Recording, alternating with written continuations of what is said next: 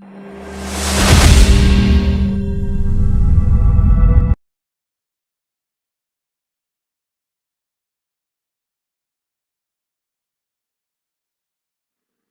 Friends, आप सभी का इंडियाज़ अफेयर्स बाय दिवस द्विवेदी चैनल पर स्वागत है।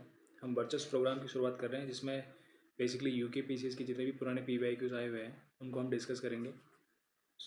इस सीरीज़ का ये पहला वीडियो है जिससे अपन इस श्रृंखला को प्रारंभ कर रहे हैं। अगर आप यूके पीसीएस में अपेयर हो रहे हैं तो इस श्रृंखला का ठीक से इस्तेमाल करके आप जो है अपना स्कोर बढ़ा सकते हैं और पुराने जितने भी पीवाईक्यूज आए हुए हैं उनसे रूबरू हो सकते हैं। तो आइए चलिए शुरुआत करते हैं। तो फर्स्ट क्वेश्चन ये है कि मैकमोहन रेखा निम्न किस्में से किन के बीच सीमा रेखा बनाती है। तो मैकमोहन सीमा रेखा बेसिकली चीन और भारत के बीच में है, बट यहाँ पे हर एक चीन, सब जगह चीन दिया हुआ है, बट यहाँ पे पर्टिकुलर स्टेट दिए हुए हैं, सिक्किम, अरुणाचल प्रदेश, उत्तराखंड और हिमाचल प्रदेश।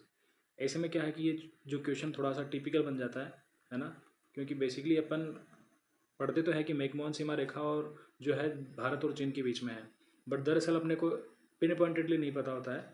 बट यस, आपको ध्यान होना चाहिए कि अरुणाचल प्रदेश और चीन के बीच में सीमा रेखा है जो शिमला समझौते के बाद में डिसाइड की गई थी, है ना। शिमला समझौते के बाद में जो है डिसाइड की गई थी अरुणाचल प्रदेश और चीन के बीच में ये सीमा रेखा है। इसके बाद दूसरा क्वेश्चन जब अपन बात करते हैं तो दूसरा क्वेश्चन है कि एटोल का आकार कैसा होता है। एटोल का आकार कैसा होता है? बेसिकली एटोल क्या होता है?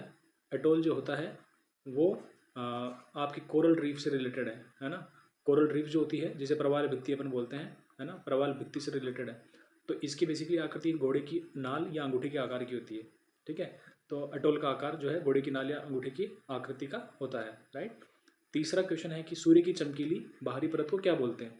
सूर्य की चमकीली बाहरी परत, देखो बाहरी परत, ठीक है, वो चमकीली है। चमकीला क्या होता है? प्रकाश, है ना। तो सीधा सीधा अगर अपन वैसे भी देखें तो प्रकाश मंडल इसका आंसर उभर के आता है। बट जब वायुमंडल की संरचना अपन पढ़ते हैं तो पृथ्वी का जब वायुमंडल पढ़ते हैं तो मध्य मंडल, आयन मंडल उसके अंदर आते हैं। सनस्पॉट जो है सन से रिलेटेड है, बट यहाँ पे प्रेशर चमकीले नहीं होते। सनस्पॉट जो ब्लैक होते हैं, तो ये आंसर नहीं हो सकता। तो प्रकाश मंडल ऑटोमेटिकली इसका आंसर बन के आ जाता है। नाउ अगेन नेक्स्ट क्वेश्चन पे मूव करते हैं। तो एपिरोजेनिक बल किसका परिणाम होते हैं। एपिरोजेनिक बल जो है बेसिकली अर्थ के मूवमेंट से रिलेटेड है ना, अर्थ के मूवमेंट से रिलेटेड है। तो एपिरोजेनिक बल बेसिकली जो पृथ्वी को है ऊर्ध्वाधर पृथ्वी की गति जो होती है उसके लिए उसके लिए जिम्मेदार होते हैं। एपिरोजेनिक बल जो पृथ्वी को ऊपर या नीचे, है ना, उसमें मूवमेंट कराने में जो है, या यूँ कह सकते हैं कि उसमें रोल प्ले करते हैं, राइट। तो ऊर्ध्वाधर गति जो होती है वो एपिरोजेनिक बलों के कारण होती है, ठीक है। अगेन नेक्स्ट क्वेश्चन है कि सहारा मरुस्थल के उत्तर पूर्व और पश्चिम की ओर बहने वाली सहारा मरुस्थल के उत्तर पूर्व और पूर्व से पश्चिम की ओर बहने वाली शुष्क हवाओं को क्या कहते हैं। आपने देखा होगा कि वर्ल्ड में 7 कॉन्टिनेंट है ना। मोटा मोटा जब 6 कॉन्टिनेंट के ऊपर पढ़ते हैं तो वहाँ पे वेरियस टाइप की जो है विंड्स बहती है ना, ड्राई विंड्स, सीजनल विंड्स, है ना, इस तरह की विंड्स आप पढ़ते हो। तो हर एक जगह की जो विशेष धाराएं हैं, हवाएं हैं, उनका विशेष नाम दिया गया है। तो बोरो, सिरोको, हर्मंटन, मिस्टल, ये सभी डिफरेंट डिफरेंट प्लेसेस की क्या है, शुष्क हवाओं के नाम है। बट जो सहारा मरुस्थल में जो पर्टिकुलरली धारा बहती है उसको हर्मंटन बोलते हैं ना। शुष्क हवा जो है उसको हर्मंटन अपन बोलते हैं, ठीक है। छठा है कि हैंगिंग वैली स्थल रूप किससे रिलेटेड है। जो आप जो मॉर्फोलॉजी में पढ़ते हो, है ना, जो मॉर्फोलॉजी में पृथ्वी पर जो आकृतियां बनी हैं वेरियस लॉन्ग टाइम के बाद, जो पृथ्वी की जो भूमि है ना उसके ऊपर, लैंड के ऊपर जो आकृतियां बनी हैं उनमें डिफरेंट टाइप की इस तरह की शेप्स बनी होती है। उसमें हैंगिंग वैली जो रिलेटेड होती है बेसिकली वो आपकी हिमनदों से रिलेटेड होती है। हिमनद मतलब होता है ग्लेशियर, है ना। ग्लेशियर के कारण, ग्लेशियर के आगे पीछे होने से या ग्लेशियर के अपर्दन से जो वैली का निर्माण होता है वो क्या होता है, हैंगिंग वैली। आपने हैंगिंग वैली ऐसी देखी होगी जैसे कि 2 पर्वत चोटियां इस तरह की है ना, इस तरह की श्रृंखला बनी हुई है, इनके बीच में हैंगिंग वैली बन जाती है यहाँ पे। तो ये हैंगिंग वैली का एग्जाम्पल होता है हिमनद, या ये हैंगिंग वैली जो है किसमें फॉर्म होती है, हिमनदों के अंदर होती है। बाकी हवाएं भी बहुत सारे जिस जिस जो जो भू आकृतिक प्रक्रिया के दौरान जो आकृतियां बनती है उसमें जिम्मेदार होती है। समुद्र की लहर भी बनाती है, बहता जल भी बहुत सारी आकृतियों का निर्माण करता है। तो डिफरेंट डिफरेंट की शेप्स की आपको जानकारी होनी चाहिए। 7वां क्वेश्चन है कि भारत में उष्णकटिबंधीय शुष्क पर्णपाती वनों के संदर्भ में निम्नलिखित में से कौन सा कथन सही है। उष्णकटिबंधीय शुष्क पर्णपाती वन, देखो फॉरेस्ट की जब बात आती है तो फॉरेस्ट हर किसी एग्जाम के लिए इंपॉर्टेंट हो जाता है। वन फॉरेस्ट से रिलेटेड कम से कम 3-4 क्वेश्चन आपको किसी भी नॉर्मल एग्जाम में देखने को मिल जाते हैं, चाहे वो फॉरेस्ट रिपोर्ट से हो जाएंगे, है ना, फॉरेस्ट रिपोर्ट से हो, या फिर कौन सा क्षेत्र, कौन सा जिला जहाँ ऐसा है जहाँ पर फॉरेस्ट की जो सबसे ज़्यादा है या सबसे कम है, जहाँ पर ज़्यादा वृद्धि हुई है या कमी हुई है ना। और ओवरऑल इंडिया के स्तर पे पूछ लें कि भारत में सबसे ज़्यादा वन कौन से पाए जाते हैं, ये भी पूछ सकते हैं ना। तो बेसिकली यहाँ पे पूछा गया कि उष्णकटिबंधीय शुष्क पर्णपाती वन जो मतलब जिनमें पत्ते एक सीजन में झड़ जाते हैं ना, पत्ते झड़ जाते हैं। तो इसके बारे में कौन से कथन सत्य हैं, जैसे कि यह उन क्षेत्रों में पाया जाता है जहाँ पर जो वर्षा है वो 25 सेंटीमीटर से 25 से 75 सेंटीमीटर के बीच में होती है, राइट। ये हिमालय की तलहटी में एक असमान चौड़ी पट्टी में पाए जाते हैं। तो हिमालय की तलहटी के नीचे जो पाए जाते हैं वो शुष्क पर्णपाती वन नहीं होते हैं। तो ये ऑप्शन क्या हो जाता है, गलत हो जाता है। बट शुष्क पर्णपाती वन मतलब जहाँ पत्ते झड़ जाते हैं, मतलब बारिश वहाँ पे कम होती होगी, ताकि वो अपनी जो है पत्तियों को मतलब नीचे गिरा के थोड़ा वाष्पीकरण की प्रक्रिया रोक सके और जो है पानी का बचाव कर सके, इसलिए वो पत्तियाँ झड़ जाती है। तो इसका ऑप्शन हो जाएगा 7th क्वेश्चन का आंसर हो जाएगा यहाँ पे only 1, right. Now next question ये है कि निम्नलिखित में से किस प्रायद्वीपीय नदी धारा की लंबाई सबसे अधिक है। देखो, प्रायद्वीपीय नदी धारा की मतलब जो भारत की प्रायद्वीपीय नदियाँ हैं, इनमें सबसे ज़्यादा किसकी लंबाई है ना। तो गोदावरी, कृष्णा, नर्मदा, कावेरी। नर्मदा यहाँ पे है, राइट। कृष्णा, कावेरी और गोदावरी यहाँ पे। तो सबसे ज़्यादा जो नदी धारा की लंबाई है वो गोदावरी की है बेसिकली, क्योंकि ये देखो यहाँ पे इतना डिस्टेंस को कवर करने के लिए मिल रहा है, ये बाकी छोटी होंगी इससे। और वैसे भी जब नदियाँ पड़ते तो ऑब्वियस सी बात है, मोटे बड़े फैक्ट जो है अपने को नॉर्मली याद होने चाहिए। तो प्रायद्वीपीय नदियों की जो धारा की लंबाई सबसे ज़्यादा किसकी, गोदावरी की। ये ऑलमोस्ट 1400 प्लस लंबाई इसकी है, 1400 प्लस किलोमीटर। शार्पली देखें तो 1465 किलोमीटर इसकी लंबाई है, ठीक है। तो 8वें क्वेश्चन का आंसर हो जाएगा गोदावरी। 9th क्वेश्चन है कि भारत में लेटराइट मृदा है ना, मिट्टी जो सोइल्स होती है वो ज़्यादा इंपॉर्टेंट होती है। पर्टिकुलरली कोई सवाल पूछ लेगा उसकी क्या फीचर्स है, सोइल की पर्टिकुलर मिट्टी के क्या गुण है, वो आपको देखने को मिलते हैं क्वेश्चंस के अंदर। तो आपको उनके फीचर्स आपको पता होने चाहिए। तो कौन सा कथन सही नहीं है। कभी कभी क्वेश्चन क्या होता है कि इसलिए भी गलत हो जाता है कि अपन लास्ट का स्टेटमेंट नहीं पढ़ते और क्वेश्चन गलत हो जाता है। यहाँ पे पूछ रहा है कि सही नहीं है, लेटराइट मृदा के ऐसा कौन सा गुण है जो उसमें नहीं पाया जाता है ना, या उसके बारे में सही नहीं है। तो यह चूना और नाइट्रोजन में कमी होती है इसमें, है ना। बिल्कुल करेक्ट, सही है कि उसमें चूना और नाइट्रोजन की कमी होती है। ये अच्छा निर्माण सामग्री प्रदान करती है। डेफिनेटली कंस्ट्रक्शन वगैरह में इसके जो लेटराइट मृदा है इसका इस्तेमाल होता है, ईंट वगैरह निर्माण में, बहुत सारी चीज़ें उसमें निर्माण होता है। लीचिंग की प्रक्रिया से प्रभावित होती है, ऑब्वियसली बात है। लेटराइट मृदा का फॉर्मेशन ही वहाँ होता है जहाँ पे लीचिंग की प्रक्रिया होती है। ऑप्शन नंबर डी है कि ये अधिक चिकनी होती है और ये नमी को लंबे समय तक बनाए रखती है। तो ऐसा नहीं है ना, ये चिकनी नहीं होती है और ये ज़्यादा टाइम तक पानी को होल्ड करके नहीं रह सकती। तो आपका ऑप्शन क्या हो जाएगा, ऑप्शन नंबर डी, क्योंकि पूछा क्या सही नहीं है। अगेन 10वां क्वेश्चन है कि गंगा के मैदानों में असम घाटी में सामान्यतः कौन सा जल निकासी स्वरूप पाया जाता है। गंगा के मैदानों में असम घाटी में सामान्यतः कौन सा जल निकासी स्वरूप पाया जाता है। गंगा के मैदान एक तो ये है, एक असम घाटी है। ये पूछ रहा है कि जल निकासी का स्वरूप कौन सा है। देखो, पानी के बहने के कई प्रकार है। जो नदियाँ जो जिस तरह नदी बहती है उसके कई चार एनसीईआरटी में आपको कई सारे प्रकार दिए हुए हैं, है ना। 11th क्लास की जो एनसीईआरटी है ना ज्योग्राफी की, उसमें आपको एटलीस्ट चार उसमें टाइप दी हुई कि नदियाँ किस तरह बहती है। तो ये पूछ रहा है कि पर्टिकुलर प्लेस की गंगा के मैदान हो चाहे असम की घाटी हो, वहाँ पे कौन सा निकासी का स्वरूप पाया जाता है, जहाँ छोटे मैदान हो, हल्की ढलान हो, भारी वर्षा हो या अधिक सहायक नदियाँ हो। तो बेसिकली आपको पता होना चाहिए डेंड्रेटिक ड्रेनेज सिस्टम पैटर्न होता है जो कि हिमालय में पाया जाता है और असम में भी पाया जाता है, क्योंकि असम में भी तो हिमालय है, राइट। और गंगा के मैदान हिमालय के जस्ट नीचे है। तो यहाँ पर भी इसी तरह की नदियाँ होती है जिस तरह की असम में होती है। तो ये वृक्षवत जल निकासी स्वरूप यहाँ पे पाया जाता है, राइट। इसके बाद निम्नलिखित में से कौन सा वन समूह है, निम्नलिखित में से कौन सा वन समूह जो है भारत में सर्वाधिक है। देखो, वन से रिलेटेड वापस क्वेश्चन आ गया, भारत में सबसे अधिक वन क्षेत्र फैला हुआ है। तो देखो, भारत में ऑलमोस्ट शुष्क पर्णपाती वन ज़्यादा है, शुष्क पर्णपाती वन, है ना। शुष्क पर्णपाती वन ज़्यादा है ऑलमोस्ट, अगर ओवरऑल देखें कैटेगरीज में, क्योंकि वन ऑलमोस्ट 6 टाइप के होते हैं, है ना। 4 से 6 टाइप के ऑलमोस्ट वन होते हैं। भारत में सारे टाइप के वन पाए जाते हैं। भारत में सबसे ज़्यादा जो क्षेत्रफल है वो ऑलमोस्ट किनका है, शुष्क पर्णपाती वनों को ज़्यादा है, जो कि अपने जोग्राफिकल जो एरिया है उसका कितना है, ऑलमोस्ट 65% है। कितना है, 65% है ना। भारत का जो क्षेत्रफल उसका कितना वन समूह क्षेत्र जो कौन सा फैला हुआ है, उष्णकटिबंधीय शुष्क पर्णपाती वन। भारत के 65% एरिया जो वन जो है, वन का जो क्षेत्रफल उसका 65% किससे गिरा हुआ है, शुष्क पर्णपाती वनों से गिरा हुआ है।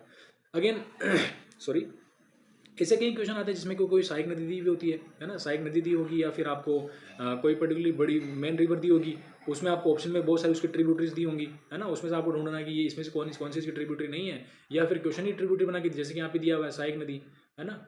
ट्रिब्यूटरी कावेरी किसकी सहायक नदी है, तो यहाँ तो पता लग जाएगा कि आपको कावेरी की है, क्योंकि सॉरी एक्चुअल में क्या होता है कि बड़ी जो नदियाँ होती है उनसे ही उनकी ट्रिब्यूटरी पहुंची जाती है, कि लेफ्ट बैंक से लेफ्ट साइड से मिलती है, जैसे कि ये नदी मुख्य नदी है तो लेफ्ट साइड से मिलती है, राइट साइड से मिलती है, या इस पर किसी रिवर पे कोई बड़ा शहर है तो उसको पूछ लेते हैं। तो काबिनी यहाँ पे पूछा, सिंपल सा क्वेश्चन पूछा कि काबिनी नदी किसकी सहायक नदी, तो वो कावेरी की हो जाएगी, ठीक है। इसके बाद नेक्स्ट क्वेश्चन पे मूव ओपन करते हैं। तो 13th क्वेश्चन है कि जब कोरियोलिस प्रभाव को दाब प्रवणता संतुलित करता है, कोरियोलिस प्रभाव को दाब प्रवणता बल संतुलित करता है, तो परिणामी हवा क्या होगी। देखो, कोरियोलिस बल क्या होता है कि ये पृथ्वी है ना, ये पृथ्वी होगी, ये यूँ मान लो कि ये सूर्य हो गया, ये सन हो गया, यहाँ पे पृथ्वी इसके राउंड लगा रही है, पृथ्वी यूँ घूम रही है इसके पास, बट पृथ्वी खुद के इस पे रोटेशन भी घूम रही है, राइट। तो पृथ्वी के घुमाव के कारण क्या होता है कि ये जो चीज़ें हैं इधर वाली चीज़ें इधर रिफ्लेक्ट डिफेक्ट हो जाती है। तो क्या होता है कि ये जोग्राफिकल प्रोसेस है, राइट, है ना। यहाँ पे ध्रुवीय पवनों का कोई रिलेशन नहीं है। प्रचलित पवनें जो होती है वो कॉन्टिनेंट्स पे चलती है, व्यापारिक पवनें जो है लेटीट्यूड्स पे चलती है, राइट। बट जो जियोस्ट्रॉपिक पवन है ये क्या है, पृथ्वी के बाहरी वायुमंडल से रिलेटेड है ये, है ना। पृथ्वी के बाहर जो एनवायरमेंट फॉर्मेशन होता है, जो सन के अराउंड होता है, सन के चारों ओर जो परिक्रमण काल होता है और जो पृथ्वी खुद पे घूर्णन करती है, उस दौरान जो पवनें चलती है उसको जियोस्ट्रॉपिक विंड्स बोलते हैं। तो दाब प्रवणता बल संतुलित करता है किसको, जियोस्ट्रॉपिक पवनों को, राइट। अगेन 14th क्वेश्चन है कि निम्नलिखित में से कौन सा झाड़ गंगा और भागीरथी नदियों का केंद्र संगम का बिंदु है। तो भैरव घाटी जो है झाड़ गंगा और भागीरथी नदियों के संगम का बिंदु है, ठीक है। तो ये बेसिकली उत्तराखंड, जब उत्तराखंड पीसीएस का एग्जाम है तो ऑब्वियसली बात आपको उत्तराखंड की सारी नदियाँ आपकी कवर होनी चाहिए, है ना। मोटी मोटी बात की बात, जब उत्तराखंड से ही, क्योंकि गंगा नदी की जब इनिशियल जो धाराएं वो निकलती है तो भागीरथी उनमें एक हो गई, झाड़ गंगा वहाँ की लोकल नदी हो गई, तो ये दोनों मिलेगी। उस पॉइंट को क्या बोलते हैं, भैरव घाटी, है ना। क्या बोलते हैं उसको, भैरव घाटी बोलते हैं। अगेन 15th क्वेश्चन है कि ऊंटा धुरा दर्रा। देखो उत्तराखंड में बहुत सारे पासेस पाए जाते हैं, राइट। और पासेस पासेस केवल नदियों के गुजरने का साधन नहीं होते, वो अपने लिए ट्रांसपोर्टेशन को भी कनेक्ट करने का काम करते हैं, जहाँ पे आपको आपकी डिस्टेंस जो है कम हो जाती है। तो ऊंटा धुरा दर्रा दर्रे इसलिए पूछा जाता है ताकि आपको उनके बारे में अवेयरनेस होगी, तो आपको जो है प्रशासन में सावधानी रहती है, राइट। तो किस हिमनद के पास में पाया जाता है, तो ये जो है मिलाम ग्लेशियर, विलम जो ग्लेशियर है उसके पास में ऊंटा धुरा दर्रा उसके पास में स्थित है। 16 क्वेश्चन की उत्तराखंड में परंपरागत रूप से किसान का सबसे अच्छा मित्र क्या होता है। तो भीमल का जो वृक्ष होता है, भीमल का वृक्ष जो है उत्तराखंड के किसानों का सबसे अच्छा मित्र होता है। जैसे कि राजस्थान में जो होता है, राजस्थान में रेगिस्तान में खेजड़ी का वृक्ष, है ना, उनके लिए वरदान हो सकता है वो। इस तरह जो है उत्तराखंड में जो कौन सा वृक्ष जो है किसानों का सबसे अच्छा मित्र है वो भीमल है, राइट। गढ़वाल में उच्च हिमालयी चरागाहों के अस्थायी निवास को क्या बोलते हैं। देखो आपने देखा होगा कि जो पोलर रीजन है, राइट, पोलर रीजन में जो बर्फ के घर बनाते हैं उसको बोलते हैं अपन इग्लू। क्या बोलते हैं, इग्लू। ऐसा ही सेम ऐसा लिखा हुआ कि गढ़वाल हिमालय के उच्च हिमालयी चरागाहों में अस्थायी निवास, ये क्या है, अस्थायी निवास है ना। अस्थायी निवास इनको क्या बोलते हैं, खड़ग, खड़क बोलते हैं इसको, राइट। बाकी जो दिए हुए जैसे मेथ दिया हुआ है या खड़ू दिया हुआ है, खरसा दिया हुआ है, इसको आप डिटेल में पढ़ोगे तब आपको ज़्यादा चीज़ें पता लगेगी ये चीज़ें क्या है, क्योंकि ऑप्शन में कहीं ये रिपीट हो जाए दोबारा तो क्या उसका, है ना, ऐसा। अगेन 18th क्वेश्चन है कि भारत की जनगणना 2011 के अनुसार निम्नलिखित में से कौन सा कथन सत्य है। ये देखो सेंसस से क्वेश्चन आया हुआ है, राइट। तो इसमें लिखा हुआ है कि उत्तरकाशी जिले में उत्तराखंड की सबसे कम जनसंख्या रहती है, ठीक है, जनसंख्या घनत्व सॉरी, है ना। रुद्रप्रयाग जिले में सबसे अधिक लिंगानुपात है। उधम सिंह नगर में मुस्लिम जनसंख्या का प्रतिशत सबसे अधिक है। तो ऑल स्टेटमेंट्स आर करेक्ट और option will be correct, right. A option इसका करेक्ट हो जाएगा। नेक्स्ट क्वेश्चन है कि उत्तराखंड का कौन सा राष्ट्रीय उद्यान, नेशनल पार्क, है ना, 2015 में प्रोजेक्ट टाइगर के तहत जो है योजना में शामिल कर लिया गया। और देखो प्रोजेक्ट टाइगर जो है बेसिकली 1973 में चलाया गया था, राइट। जब 1972 में वन्य जीव संरक्षण अधिनियम आया था उसके बाद बहुत सारे प्रोजेक्ट चलाए गए ताकि वन्य जीवों के संरक्षण का जो है प्रयास उसको तेज किया जा सके। तो उसके बाद से ही बहुत सारे जो टाइगर नेशनल पार्क है उनको क्या किया गया, प्रोजेक्ट टाइगर के अंदर शामिल किया गया, जहाँ पे टाइगर्स जो है उनका अपना घर होता है ना, वो बसते हैं वहाँ पे। तो राजाजी राष्ट्रीय उद्यान को 2015 में क्या किया गया, प्रोजेक्ट टाइगर के तहत जो है शामिल किया गया था, राइट। अगेन 20th क्वेश्चन है कि भारत की जनगणना 2011 के अनुसार एससी अनुसूचित जनजाति की जनसंख्या के प्रतिशत के अनुसार जिलों को अवरोही क्रम में जमाओ। आरोही और अवरोही क्रम में आपको कन्फ्यूजन नहीं होना चाहिए। मैं एक बार केवल आरोही और अवरोही को वहाँ पे एक बार लिख देता हूँ ताकि आपको पता लगे कि ये एक्चुअल में क्या चीज़ है। देखो आरोही में 3 चीज़ें हैं और आरोही में चार अक्षर है, राइट। आरोही में जब पूछा जा रहा है तो आरोही तो आप पूछ लिया उसने, तो बढ़ना है किस तरफ, अवरोही की तरफ, मतलब 3 से 4 की तरफ बढ़ना है। और जब अवरोही पूछा है तो बचा क्या, आरोही, तो अवरोही से इसकी तरफ बढ़ना है। मतलब आरोही से जब आप अवरोही की तरफ बढ़ोगे तो सबसे छोटा पहले आएगा जहाँ सबसे कम चीज़ें हैं और उसके बाद बड़ी चीज़ें आएंगी, राइट। और अवरोही पूछा तो सबसे बड़ा जो पहले आएगा उसके बाद छोटे आएंगे। तो यहाँ पे क्या बोलना है कि जहाँ पे एससी की पॉपुलेशन सबसे ज़्यादा है पहले वो आएगा, उसके बाद कम, उसके बाद कम, उसके बाद कम। तो क्या ऑप्शन है, उधम सिंह नगर, देहरादून, पिथौरागढ़, चमोली। इसके बाद नेक्स्ट ऑप्शन है कि देहरादून, उधम सिंह नगर, पिथौरागढ़, चमोली, राइट।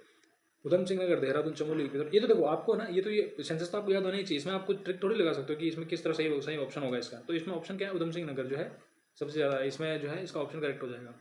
दुर्मिताल उत्तराखंड के किस जिले में स्थित है, दुर्मिताल उत्तराखंड के किस जिले में स्थित है, तो ये पिथौरागढ़ जिले में स्थित है, राइट।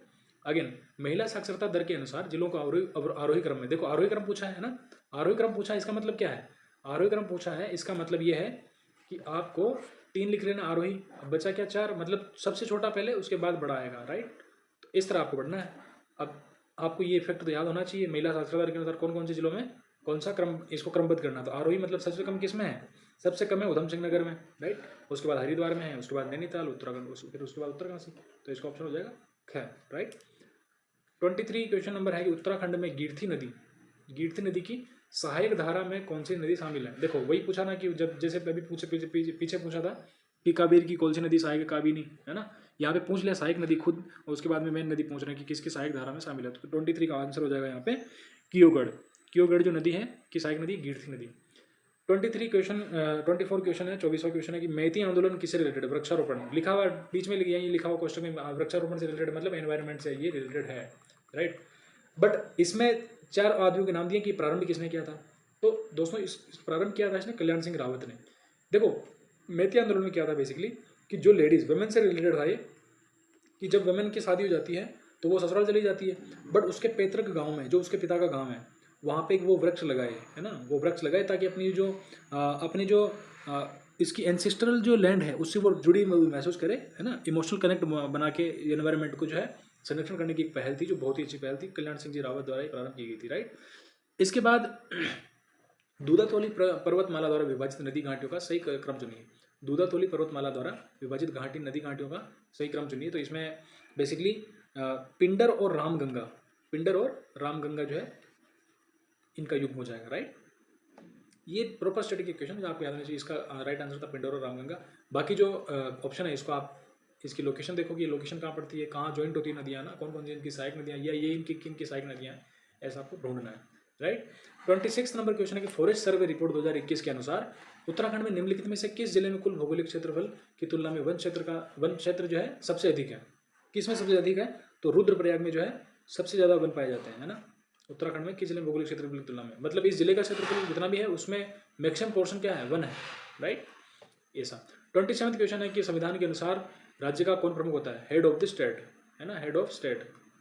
यहाँ स्टेट से मतलब ये नहीं कि कोई पर्टिकुलर राज्य की बात की जा रही, राज्य का मतलब यहाँ पे ऐसा नहीं, यहाँ पे देश भी राज्य ही बोला जाता है, राज्य की परिभाषा में देश में आ जाता है। तो यहाँ पे राष्ट्रपति जो है राज्य का क्या हो जाएगा, जो है हेड हो जाएगा। ये पॉलिटिकल हेड हो जाएगा, है ना, प्रधानमंत्री जो है पॉलिटिकल हेड हो जाएगा।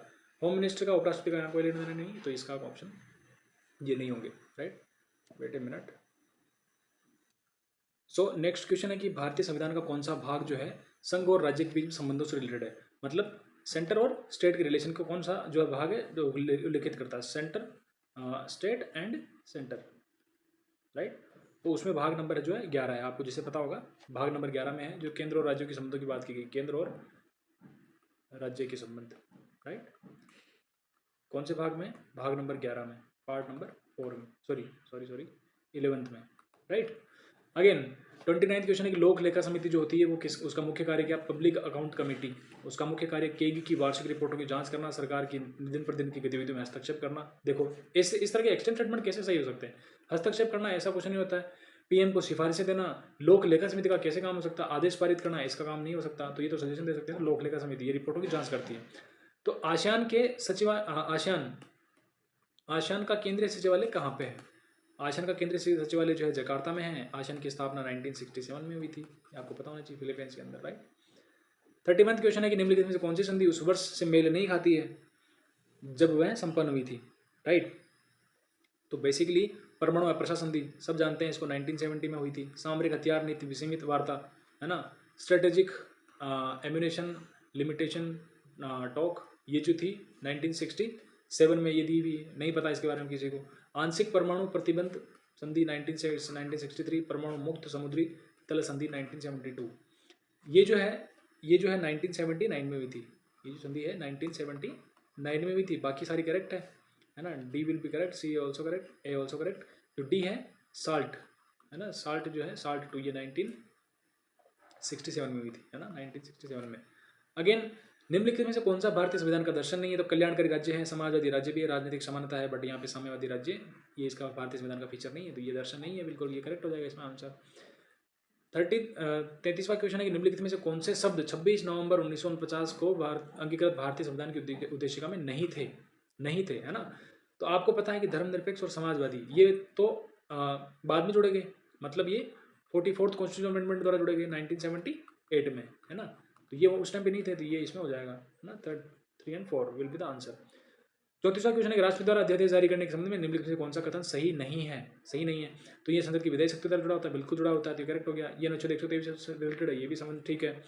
अगेन सी ऑप्शन है कि यह संसद सत्र की 6 सप्ताह की अवधि के बाद समाप्त हो जाता है, बिल्कुल ठीक है। और राष्ट्रपति इसे कभी निरस्त नहीं कर सकता, ये नहीं, राष्ट्रपति उसे निरस्त भी कर सकता, तो ये आपका आंसर हो जाएगा करेक्ट, राइट। 35वां क्वेश्चन है कि निम्नलिखित में जल विद्युत परियोजना हो, हाइड्रो पावर प्रोजेक्ट्स कौन सी नदी पर कौन सी नदी पर बने हुए हैं, उनको मैच करना है। तो कोटेश्वर, आसन, कुल्हाल, अलकनंदा, तपोवन, विष्णुगढ़, भागीरथी, विष्णुप्रयाग, धौली। तो विष्णुप्रयाग तो धौली पे तो सबको पता है ना। कुल्हाल, अलकनंदा ये भी करेक्टली मैच्ड है। तो ऑप्शन में क्या दिया हुआ है, देखो डी में 4 दिया हुआ है ना, तो डी में 4 दिया हुआ है, तो ये इस ऑप्शन में से, इस ऑप्शन में से करेक्ट होगा, है ना। और दूसरा भी अपने को पता है कि दूसरे में कौन सा है, कुल्हाल में अलकनंदा, तो इसमें बी में क्या हो जाएगा, 2 हो जाएगा। तो आपका ऑप्शन क्या हो जाएगा, 1 करेक्ट हो जाएगा, राइट। अगेन निम्नलिखित में से कौन सा अब अस्तित्व में ही नहीं है ना। तो योजना आयोग 2015 में जो है इसको रिप्लेस करके क्या ला दिया गया, नीति आयोग, है ना, ये आपको पता ही है। तो योजना आयोग जो है अस्तित्व में नहीं है। 37वां क्वेश्चन है, निम्नलिखित में कौन सी लोकसभा ने अपना 5 वर्ष का कार्यकाल पूरा नहीं किया था। वो दूसरी लोकसभा थी जिसने अपना कार्यकाल पूरा नहीं किया था, है ना। 18वीं का कोई सेंस नहीं बनता, 13वीं का कोई सेंस नहीं बनता, 16वीं का कोई सेंस नहीं बनता, इन्होंने अपना कार्यकाल पूरे किए थे, दूसरी लोकसभा में कार्यकाल पूरा नहीं हुआ, तो ये अपना करेक्ट आंसर हो जाएगा।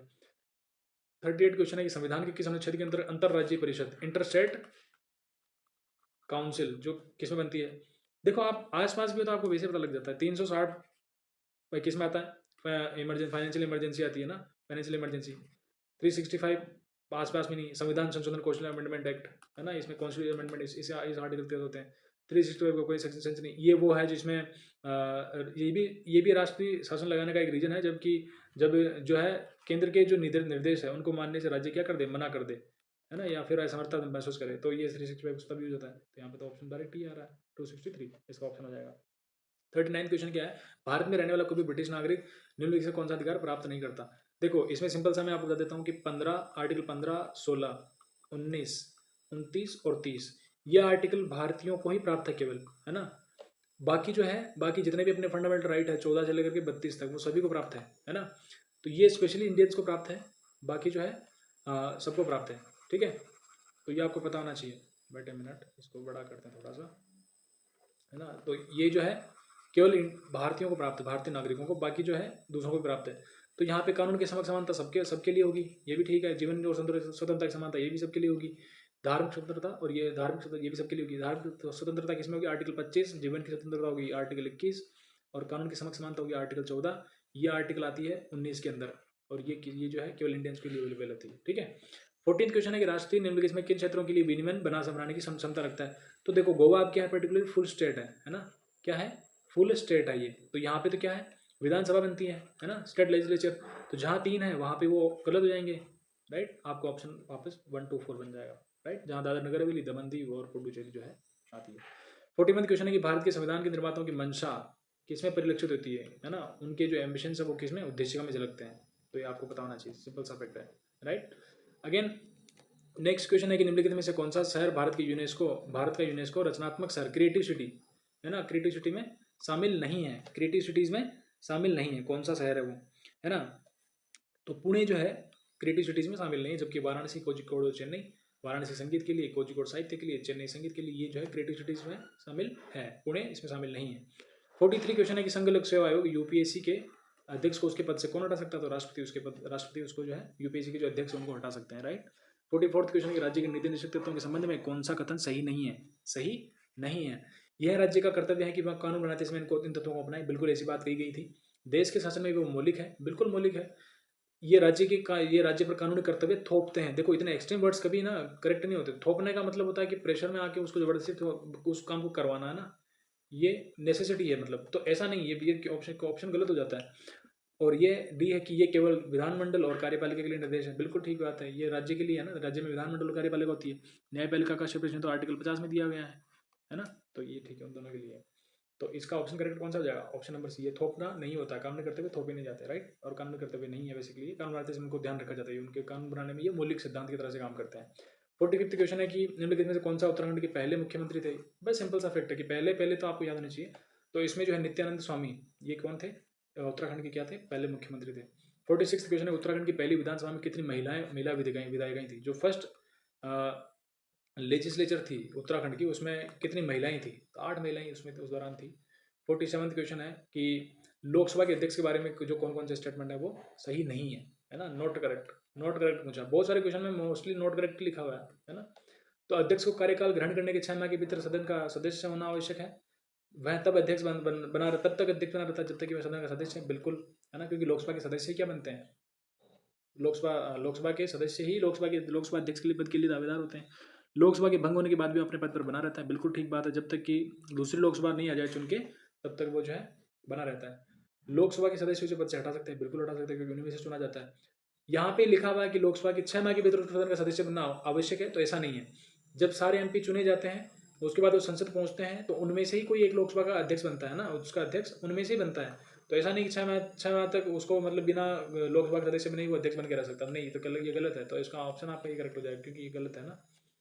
48th क्वेश्चन है कि उत्तराखंड राज्य की कौन सी लोकसभा सीट अनुसूचित जाति के लिए क्या है, आरक्षित है। अनुसूचित जाति के लिए क्या है, आरक्षित है। तो तो वो कौन सी सीट है जो एससी कैटेगरीज के लिए, अनुसूचित जाति, schedule caste, SC schedule caste के लिए, है ना। तो वह अल्मोड़ा में जो है लोकसभा की जो सीट है वो क्या है, अनुसूचित जाति के लिए आरक्षित है। निम्नलिखित में से 2019 में केंद्र सरकार के अंदर HRD ह्यूमन रिसोर्स डेवलपमेंट जो मंत्री थे वो कौन थे, है ना। तो देखो, करंट अफेयर इतना बेग से पूछा गया, ये तो एक्सपेक्टेड नहीं होता है, क्योंकि कोई इतना प्रिपेयर नहीं करता है। कुछ क्वेश्चन ऐसे हैं जो उस टाइम पे पूछे, जैसे 2015 में जो है राजा जी नेशनल पार्क को क्या किया गया, प्रोजेक्ट टाइगर रिजर्व के तहत, उसके तहत उसमें शामिल किया गया। और अभी पूछ रहे हैं कि 2019-20 में जो है कि जो सेंट्रल जो कैबिनेट थी या मंत्रालय थे, उसमें किसको जो है उस टाइम पे कौन जो HRD मंत्री था। तो ये तो बहुत पुराने क्वेश्चन है, बट स्टिल अब जो एग्जाम का नेचर है उसके हिसाब से अपने को प्रिपेयर करना है, but don't worry, it's all okay. Ramesh Pokhriyal Nishank जो थे उस टाइम पे ह्यूमन रिसोर्स डेवलपमेंट मंत्री थे केंद्र सरकार के अंदर, राइट। राष्ट्रीय खाद्य सुरक्षा मिशन, ये तो बड़ा बेसिक सा क्वेश्चन है, क्योंकि ये आपको पता होना ही चाहिए। नेशनल फूड सिक्योरिटी 2013 का है, जबकि नेशनल फूड सिक्योरिटी मिशन जो शुरुआत 2007-8 में चल रहा था, है ना। 15th क्वेश्चन है कि फेमा, है ना, विदेशी मुद्रा प्रबंधन अधिनियम, right, foreign exchange management act, है ना, ये लागू हुआ था 1999 में, है ना, 1999 में इसको लागू किया गया था। मनी लॉन्ड्रिंग निवारण अधिनियम, prevention of money laundering act, निम्नलिखित में कौन सा कथन इसमें सही नहीं है उसके लिए। तो 52nd क्वेश्चन के अंतर्गत जो है ऑप्शन दिए में कि इसमें सभी प्रमुख अपराध शामिल है जो काले धन के सर्जन में सहायक होते हैं, ठीक बात है। कर चोरी तस्करी को मनी लॉन्ड्रिंग की परिभाषा से बाहर रखा गया है, बिल्कुल ठीक बात। कर चोरी और तस्करी को जो है मनी लॉन्ड्रिंग की परिभाषा से बाहर रखा गया है। इस अधिनियम के तहत कोई मामला जमानती नहीं होता है, बिल्कुल नहीं होता, जमानत नहीं मिलती है इसके अंदर। अगर किसी पर PMI लग गया तो उसमें जमानत नहीं मिलती है, जमानती नहीं होता है। मनी लॉन्ड्रिंग निर्देशक को वित्तीय संस्थानों पर रखे गए अभिलेख को मंगाने का अधिकार नहीं है, ऐसा नहीं होता है। उसको अधिकार होता है कि वो किसी भी डॉक्यूमेंट की चेक कर सके। PMLA की PMLA को जो भी निर्देशक होता है, मनी लॉन्ड्रिंग का निर्देशक होते हैं, वो उसको क्या करते हैं, मंगाने की क्षमता रखते हैं, है ना, अधिकार होता है उनका। इसके बिना प्रोसीडिंग कैसे करेंगे, राइट। अगेन 53 क्वेश्चन है कि ब्रिक्स का महत्व, निम्नलिखित में कौन सा ब्रिक्स के बारे में नहीं है। वैश्विक अर्थव्यवस्था में ब्रिक्स का महत्व है, ऑब्वियस सी बात है, ब्रिक्स का महत्व है। तो इनमें से कौन सा कथन जो है करेक्ट नहीं है। देखो, बहुत सारे क्वेश्चन में नहीं पूछा गया है कौन सा करेक्ट नहीं है। तो ये वैश्विक जनसंख्या का 40% अधिक का प्रतिनिधित्व करता है, बिल्कुल करता है। यह विश्व GDP का लगभग 24% प्रतिनिधित्व करता है, बिल्कुल ठीक बात है। यह वैश्विक व्यापार का लगभग 46% प्रतिनिधित्व करता है, वैश्विक व्यापार का, ग्लोबल ट्रेड का कितना, 46%।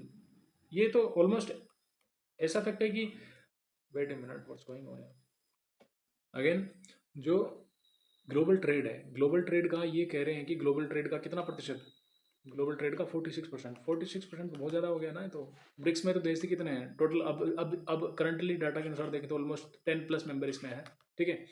तो ये गलत है कथन, अतिशयोक्तिपूर्ण कथन है, ये नहीं हो सकता। पहला ब्रिक्स सम्मेलन जो हुआ था 2009 में रूस में होता है, ये करेक्ट है, बाकी करेक्ट ऑप्शन है, ये इनकरेक्ट है, राइट। अगेन नेक्स्ट क्वेश्चन है कि सतत विकास रिपोर्ट 2023 के अनुसार भारत की रैंक क्या है ना। ये पहले तो रिपोर्ट जारी कौन करता है, UN का SDSN जो है करके है, ये जो है SDSN करके है, सस्टेनेबल डेवलपमेंट सोल्यूशन नेटवर्क, ये जो है जारी करते हैं इसको। भारत की इसमें रैंकिंग है 130वीं। अच्छा, इसमें जो क्वेश्चन था 46 वाला, इसमें बेसिकली 20% के आसपास जो है भारत की, मतलब ग्लोबल ट्रेड जो है ब्रिक्स देशों के बीच में होता है, या ब्रिक्स देशों का योगदान है 20% का। अगेन 55 क्वेश्चन है कि प्रधानमंत्री किसान सम्मान निधि योजना, PM किसान, बहुत ज़्यादा चर्चा में ये योजना रही है। तो इस योजना के बारे में इसके हर एक कंपोनेंट को पता होना चाहिए, बट पूछा वो ये है कि किस तिथि से प्रभावी हुई थी। तो ये 24 फरवरी 2019 से ये प्रभावी हुई थी, है ना। अगेन 56 क्वेश्चन की नेशनल जो राष्ट्रीय जनसंख्या नीति थी, नेशनल डेमोग्राफिक पॉलिसी जनसंख्या नीति, है ना, इसका दीर्घकालिक उद्देश्य था कि किस डेट तक या किस ईयर तक जनसंख्या स्थिरीकरण प्राप्त करना है, कि पॉपुलेशन स्टेबलाइजेशन कर देना है, पॉपुलेशन स्टेबलाइजेशन। तो वो कौन सा ईयर था जिसको डिसाइड किया गया था, तो 2045 था, है ना। 2045 तक जो है जनसंख्या स्थिरीकरण प्राप्त करने का ये जो है लक्ष्य है। 2000 पॉलिसी कब की है? 2000 की। स्थिरीकरण करने का लक्ष्य कब का है? 2045 तक का। अगेन निम्नलिखित में से कौन सा दक्षिण एशियाई वरीयता समझौता, दक्षिण एशियाई वरीयता व्यापार समझौता, साफ्टा बोलते हैं इसको, साफ्टा। हाँ, तो इसमें कौन सा सदस्य शामिल नहीं है? साफ्टा आपने पढ़ा होगा, तो साफ्टा के अंदर चीन शामिल नहीं है, बाकी देश शामिल है। ये भारत के आसपास की जो इंडो पैसिफिक की जो कंट्रीज है, सॉरी इंडियन ओशन की जो कंट्रीज है, वो इसमें रिलेटेड है, उसमें शामिल है। 58 क्वेश्चन है कि किस अर्थव्यवस्था में मुद्रास्फीति का मापन, जिसमें खाद्य ऊर्जा की कीमतें शामिल होती है, कहलाता है मुद्रास्फीति? इन्फ्लेशन पूछ रहा है ना, इन्फ्लेशन, जिसमें केवल फूड और एनर्जी, फूड और एनर्जी की प्राइसेस ही क्या होती है? इंक्लूड होती है, तो उसको हेडलाइन इन्फ्लेशन बोलते हैं, हेडलाइन इन्फ्लेशन, राइट। क्योंकि आपने देखा होगा आए दिन खाद्य और ऊर्जा की कीमतें जो है ऊपर फ्लक्चुएशन होती रहती है, तो वो हेडलाइन इन्फ्लेशन बोलते हैं। अपन नहीं बोलते कि प्याज की कीमत बढ़ गई आज, है ना, और कोल का इतना इंपोर्ट है, वो तो बहुत सारी चीज़ें हैं। तो एनर्जी जो है और फूड जो है, इनकी कीमतें शामिल होती है, वो हेडलाइन इन्फ्लेशन में आती है ना। जो हेडलाइंस आप न्यूज़ में पढ़ते हो एक्चुअली, वो हेडलाइंस के नाम पे हेडलाइन इन्फ्लेशन बनाया गया है, ठीक है। निम्नलिखित में से कौन सा नीति आयोग की संचालन परिषद का हिस्सा ही नहीं है? इनमें से नीति आयोग की संचालन परिषद का हिस्सा नहीं है, राइट।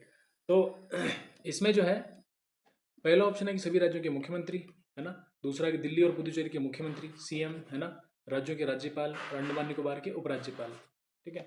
तो राज्यों के राज्यपालों का कोई इसमें ये नहीं होता, क्योंकि राज्यों का राज्यपाल इसमें क्या करेगा? नीति बनाने में तो पॉलिटिकल जो हेड होते हैं वो आते हैं ना आगे, तो राज्यों का राज्यपाल इसमें नहीं होता। अंडमान और निकोबार द्वीप समूह के उपराज्यपाल, जिनको प्रशासक बोलते हैं, वो इसमें होते हैं, बट राज्यों के राज्यपालों का इसमें कोई योगदान नहीं होता, तो वो इसमें हिस्सा नहीं होते हैं। जो नीति आयोग की जो काउंसिल होती है ना, उसकी काउंसिल का हिस्सा राज्यों के राज्यपाल नहीं होते हैं।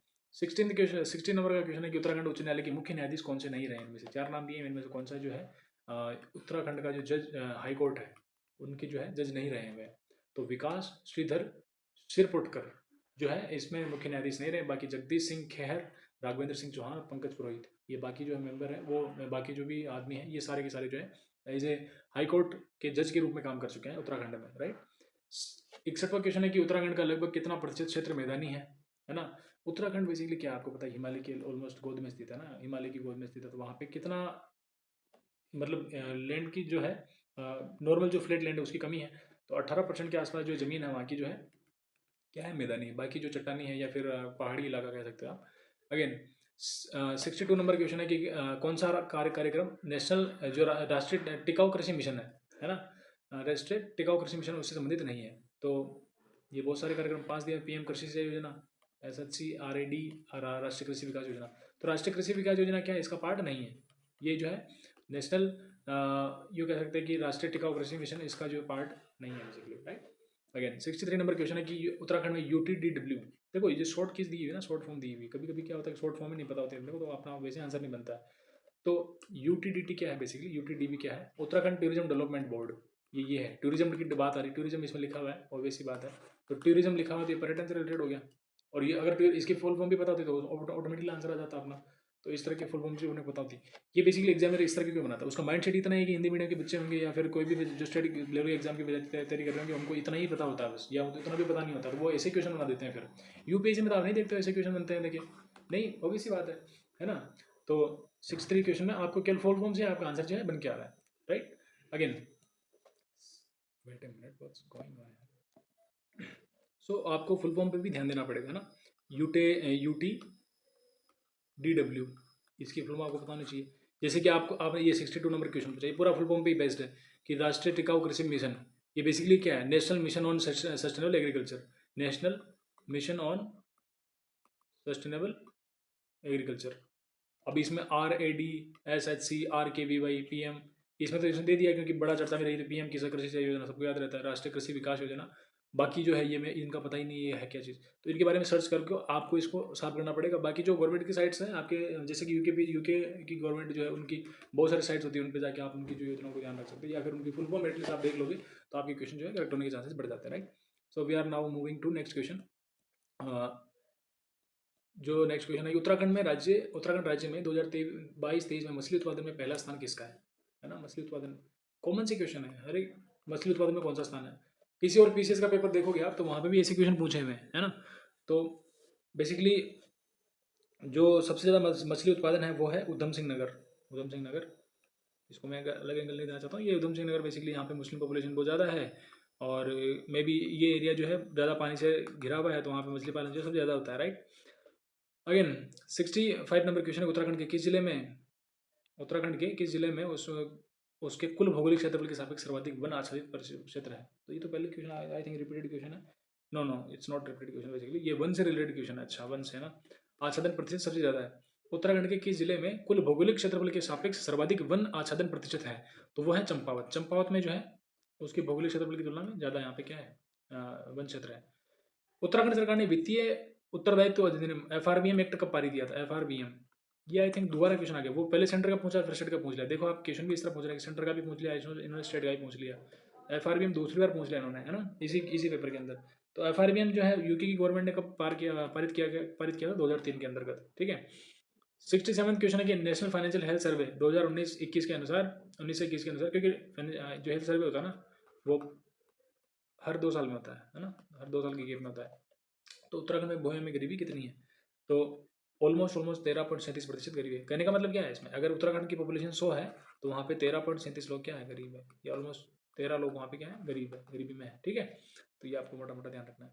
GHZ गीगा हर्ज शब्द कंप्यूटर की किस विशेष संकेतक है, मतलब गीगा हर्ज से क्या मापते हैं आप, है ना, पिक्सल सेक्शन क्या, नो नहीं मापते हैं इसमें, रेजोल्यूशन मापते हैं नहीं, गति, संग्रहण स्टोरेज नहीं, ग्रहण संग्रहण जो होती है ना वो एमबी में होती है, एमबी या जीबी, है ना, या टीबी, है ना, ऐसा होता है ना उसका तो, स्टोरेज का तो। बट जो है गीगा हर्ज, हर्ज मतलब हर्ज, हर्ज किसकी मात्रक होता है, आवृत्ति का। आवृत्ति क्या है, गति, गति की जो है इकाई है। तो गति की जो है कंप्यूटर के अंदर जो संकेतक होती है क्या है, गीगा हर्ज या हर्ज, ठीक है। 69 क्वेश्चन के निम्नलिखित में से कौन सी 5वीं पीढ़ी की AI की प्रोग्रामिंग भाषा है, तो वो है प्रोलॉग।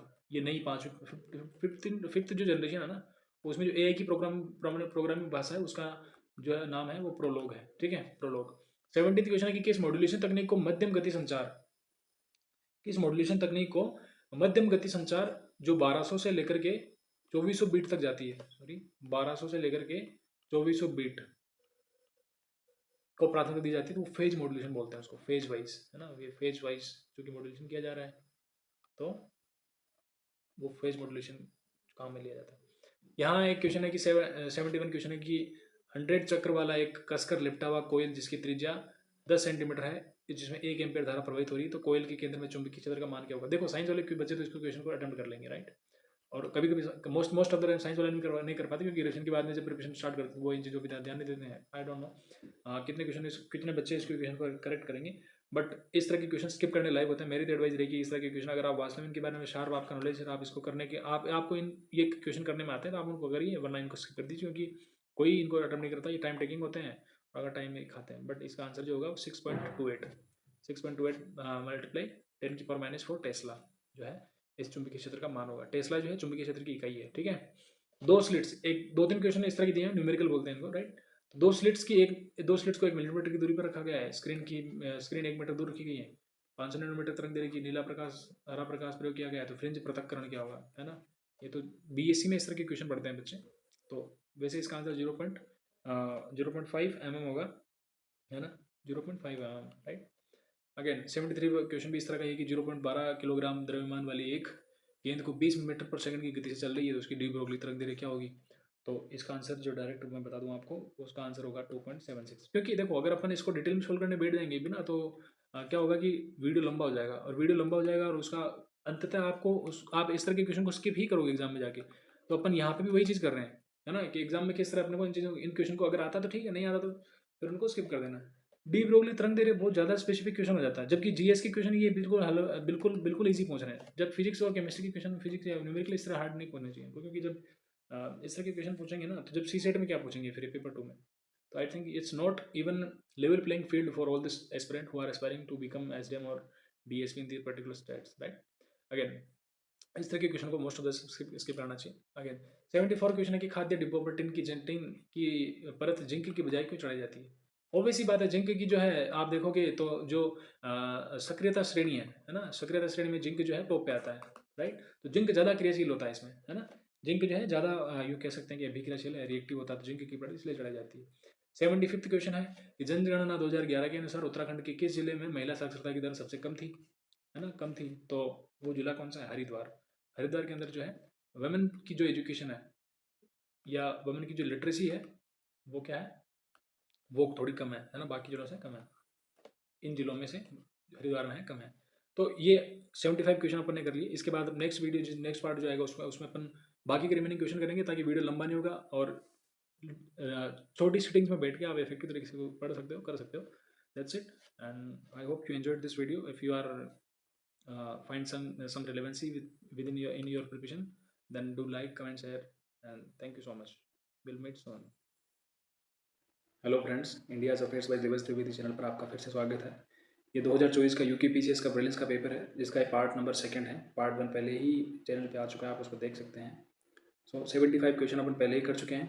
ये 76 से लेकर के 150 क्वेश्चन तक का एक दूसरा शॉर्ट है, जो आप इसको अपन शुरू करते हैं। ये शुरू करते हैं इसको। 76 नंबर क्वेश्चन है कि कौन सी धातु जो है सबसे ज़्यादा क्रियाशील है, सबसे ज़्यादा रिएक्टिव कौन सी धातु है इसमें से ना। तो रिएक्शन जो सक्रियता श्रेणी होती है एनसीईआरटी में नॉर्मली दी हुई है, उसके अंदर की जो श्रेणी है उसके अंदर ये सारे तत्व दिए हुए हैं। तो जो मैंशनड यहाँ पे जो 5-4 ऑप्शन है, इनमें से सबसे ज़्यादा जो रिएक्टरी जो होती है वो पोटेशियम जो धातु होती है वो होती है। ठीक है। 77 नंबर क्वेश्चन है कि वे भौगोलिक क्षेत्र जो स्थानिक रूप से सीमित है, परंतु स्थानिक जैव विविधता, दुर्लभ तथा संकटग्रस्त प्रजातियों से समृद्ध होते हैं। तेजी से प्राकृतिक आवास नष्ट हो रहा है, उन्हें क्या कहते हैं? बेसिकली जो बात कह रहे हैं ये हॉटस्पॉट से रिलेटेड है ना। हॉटस्पॉट एनवायरमेंट इकोलॉजी का इक्वेशन है, जहाँ पे आप ये हॉटस्पॉट खोल दे। रेड स्पॉट ऐसा कुछ नहीं, ग्लो स्पॉट, वेट स्पॉट ऐसा कुछ भी नहीं। हॉटस्पॉट आप वैसे नॉर्मली आप पढ़ते हैं, तो हॉटस्पॉट से रिलेटेड ये चीज़ है। ठीक है। 78 नंबर क्वेश्चन है कि वे जीव जो 10 से 15 डिग्री सेंटीग्रेड तापमान सीमा से में सबसे अच्छी तरह वृद्धि करते हैं। देखो, बहुत सारे ऐसे जीव्स होते हैं, ऐसे लिविंग थिंग्स होती है जो कि, या लिविंग ऑर्गेनिज्म होते हैं जो इस तरह उनकी डिफरेंट टेम्परेचर पे सर्वाइव करने की कैपेसिटी होती है। यहाँ पे स्पेसिफिकली पूछा है कि 10 से 15 डिग्री सेंटीग्रेड की सीमा, जो तापमान सीमा होती है उसमें सबसे अच्छी तरह वृद्धि करते हैं, उनको बोलते हैं साइक्रोफाइल्स, राइट। तो वैसे जो साइक्रोफाइल्स बोलते हैं। 79 क्वेश्चन है कि पर्यावरण सुरक्षा की दृष्टि, सुरक्षा एवं संवर्धन, पर्यावरण की सुरक्षा एवं संवर्धन तथा वनों एवं वन्य जीवों की रक्षा से संबंधित संविधान संशोधन अधिनियम कौन सा है ना। तो बेसिकली आप सब जानते हैं कि 1976 में जो है वन और वन्य जीव को जो है ट्रांसफर किया गया था, किसमें? कॉन्करेंट लिस्ट में, वन एंड वन्य जीव, है ना। इसको कॉन्करेंट लिस्ट में शामिल किया गया था, तो आपको ध्यान होना चाहिए, राइट। ये बेसिकली अगर मैं इसको थोड़ा सा डिटेल में बताऊं तो फ्यूजा, इसकी ये 5 सब्जेक्ट जो है वो बेसिकली कॉन्करेंट लिस्ट में, समवर्ती सूची में इनको ट्रांसफर किया गया था 1976 में अमेंडमेंट द्वारा। ठीक है। सो अगेन नेक्स्ट क्वेश्चन है कि 80 नंबर क्वेश्चन है कि निम्नलिखित में से क्या चीज़ जल स्तर में समय समय पर होने वाले उतार चढ़ाव के बावजूद कुछ जलीय पौधों, हाइड्रोफाइट्स को आर्द्रभूमि और दलदलों में जीवित रहने में मदद करती है? तो बेसिकली एरेनकाइमा उत्तक जो होता है ना, वो जो है जो वाटर लेवल होता है उसमें जो डिफरेंट टाइम्स में क्या होता है, उतार चढ़ाव जो होते हैं, उस दौरान भी जो है उसको जलीय पौधे होते हैं उनको आर्द्रभूमि या दलदलों में जीवित रहने में मदद करती है, वो एरेनकाइमा होते हैं। एरेनकाइमा क्या होता है? जैसे कि नाम में लिखा हुआ कि एरेन कायमा, तो एयर जो एयर, चूंकि water level up and down हो रहा है, तो ऐसे में क्या है, एयर को वो क्या करते हैं, बीच बीच में क्या कर लेते हैं, एब्जॉर्ब कर लेते हैं। तो ऐसे में क्या होता है, फिर भी वहाँ पे जो है एक ऐसी इकोलॉजी डेवलप की होती है जिसमें कि जहाँ जो है पौधों को जो जल स्तर है ऊपर उतार चढ़ाव में भी वो आसानी से जीवित रह सकते हैं। ठीक है। अगेन जो 81 नंबर क्वेश्चन है वो है ग्लोबल वार्मिंग में विभिन्न ग्रीन हाउस गैसेस का योगदान नीचे दिया गया है। गलत जोड़ी की पहचान करो कि इनमें से कौन सी गैस कितना योगदान करती है और कौन सा उसमें से रॉन्ग है। तो CH4 20%, जो मेथन गैस है CH4 वो 20% करती है, बिल्कुल करेक्ट है। CFC ऑलमोस्ट 14% करती है। CO2 40% का ऑप्शन ये गलत है, क्योंकि CO2 का सबसे ज़्यादा योगदान है। ऑलमोस्ट ये 76% जो है ग्रीन हाउस गैस इमिशन में इसका योगदान है। जो नाइट्रोजन डाइऑक्साइड है वो बेसिकली 6% का योगदान करती है। तो ये भी आंसर, ये भी ऑप्शन करेक्ट है। तो अपना आंसर क्या हो जाएगा? C, 76 कर दी, ना कि 40%। एंटीबायोटिक शब्द की संकल्पना किसने दी थी? एंटीबायोटिक आप जानते हैं कि अपन जब भी बीमार होते हैं, आपने खांसी जुकाम होता है तो अपने को क्या चीज़ जो है, जो केमिस्ट होता है वो कौन सी टेबलेट देता है? ऑलमोस्ट ये एंटीबायोटिक देता है, जिससे कि म्यूटेशन रुक जाए और आपका जो है जो भी कोल्ड है वो कंट्रोल में आ जाए ना। तो एडवर्ड ओ विल्सन, डेवी ओ ट्रेटनॉफ, एम्पर्ल, सेलमैन, वॉक्समैन। तो ये बेसिकली सेलमैन, वॉक्समैन जो थे उन्होंने एंटीबायोटिक शब्द की संकल्पना दी थी। 83 नंबर क्वेश्चन है कि पुनः संयोजित डीएनए, रिकॉम्बिनेंट डीएनए बोलते हैं इसको ना, रिकॉम्बिनेंट डीएनए तकनीक से उत्पादित पहला मानव हार्मोन कौन सा है? तो बेसिकली इंसुलिन है ना। इंसुलिन, जो कि अपने अग्नाशय में वैसे नेचुरली फॉर्म होता है, बट इसको रिकॉम्बिनेंट टेक्नोलॉजी से वापस एक मानव उत्पादित जो कृत्रिम हार्मोन जो बनाया गया है वो है वेट अ मिनट, सो वो इंसुलिन हार्मोन है ना। Now we are moving to next question. Hybridoma तकनीक का विकास किसने किया है? हाइब्रिडोमा तकनीक, साइंस एंड टेक का क्वेश्चन, हाइब्रिडोमा तकनीक का विकास किसने किया था?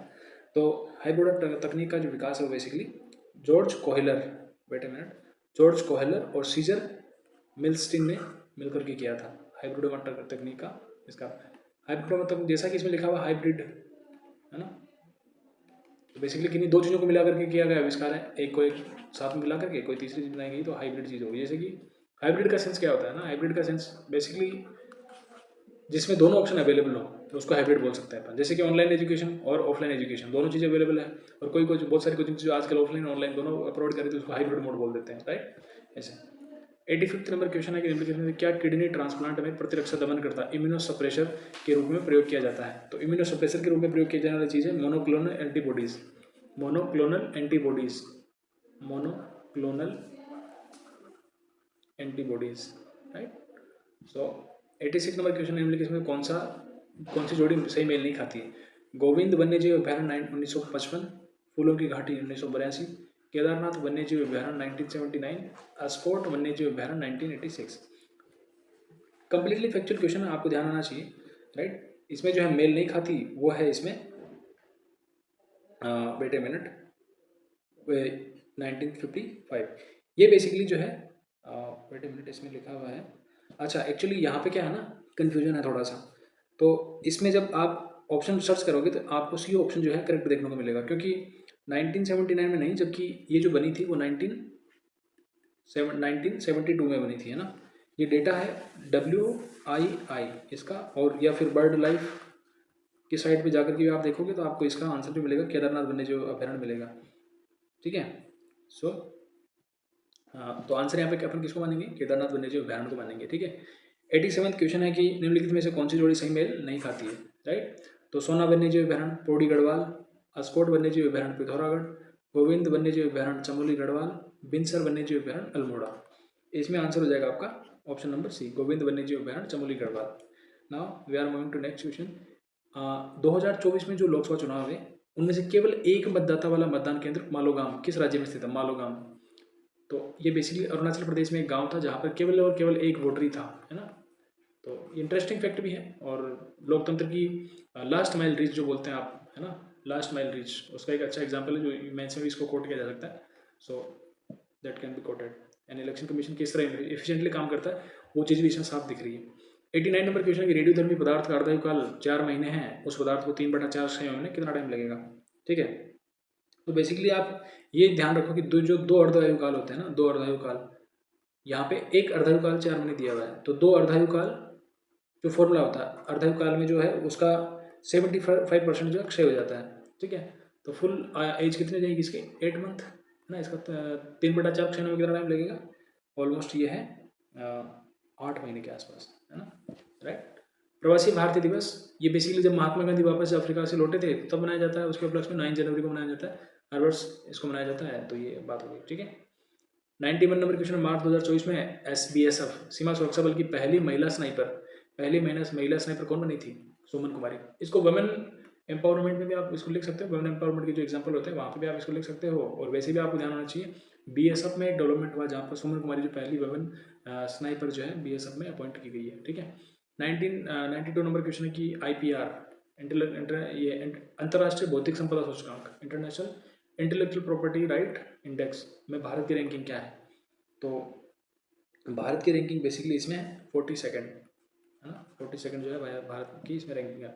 मिशन दिव्यास्त्र निम्नलिखित में से किससे संबंधित है? Mission Divyastra basically MIRV technology, है ना, MIRV टेक्नोलॉजी इससे रिलेटेड है। MIRV टेक्नोलॉजी क्या है इसको लिखते हैं तो MIRV टेक्नोलॉजी होती है मल्टीपल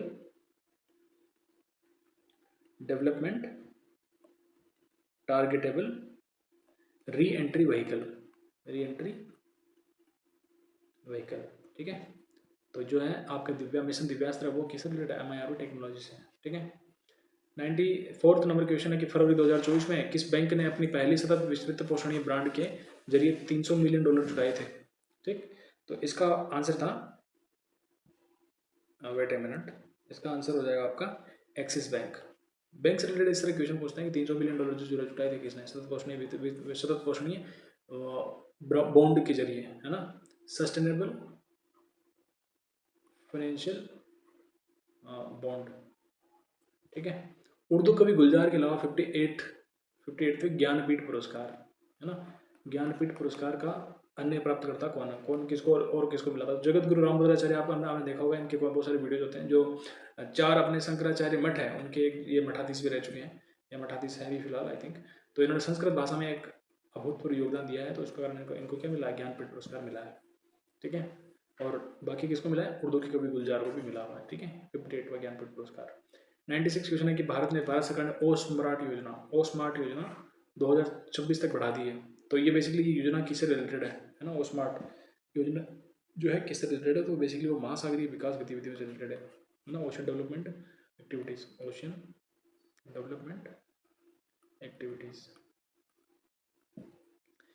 97 नंबर क्वेश्चन है कि ज्योति यात्रा से पहले माउंट एवरेस्ट पर चढ़ने वाली पहली सबसे उम्र दराज भारतीय महिला कौन थी, तो संगीता बहल। ये आई थिंक 53 ईयर प्लस इनकी एज थी, जिन्होंने माउंट एवरेस्ट को फतेह किया था। सबसे उम्र दराज महिला ये थी, है ना, किससे, ज्योति यात्रा से पहले। 98 नंबर क्वेश्चन है कि अक्टूबर 2023 में 37वें राष्ट्रीय खेलों का उद्घाटन किस शहर में हुआ, तो रांची झारखंड में इसका उद्घाटन हुआ था, है ना, सॉरी यहाँ नहीं हुआ था, इंदौर मध्य प्रदेश, गुवाहाटी असम, बाम्बोलिगम गोवा। अच्छा, यहाँ पे पहली बार ये हुआ था ना 2023 में 37 जो नेशनल गेम्स हुए थे उनका उद्घाटन या जो आयोजन हुआ था वो बाम्बोलिम, थोड़ा प्रोनाउंसिएशन ऐसा ही है तो देख लीजिए, बाकी हुआ था फर्स्ट टाइम। 99 नंबर क्वेश्चन है कि 19वें एशियन गेम्स होंगजो 2023 में भारत ने कितने स्वर्ण पदक जीते थे, तो 38 टोटल नंबर पूछा गया है। कौन सा गोल्ड था, कौन सिल्वर, कौन ब्रॉन्ज था, ये नहीं पूछा, डायरेक्ट ये पूछा कि कितने स्वर्ण पदक, यहाँ पे गोल्ड ही पूछा है, राइट, तो 38। 100 नंबर क्वेश्चन है, फरवरी 2024 में यूनाइटेड किंगडम के किंग चार्ल्स III से मानद नाइटहुड प्राप्त करने वाली पहली भारतीय नागरिक कौन बनी है, तो वो सुनील भारती मित्तल बनी है, राइट। 101वां क्वेश्चन है, निम्नलिखित में से 96वें अकादमी पुरस्कार में सर्वश्रेष्ठ एनिमेटेड फीचर फिल्म का विजेता कौन था, the boy and the Heron.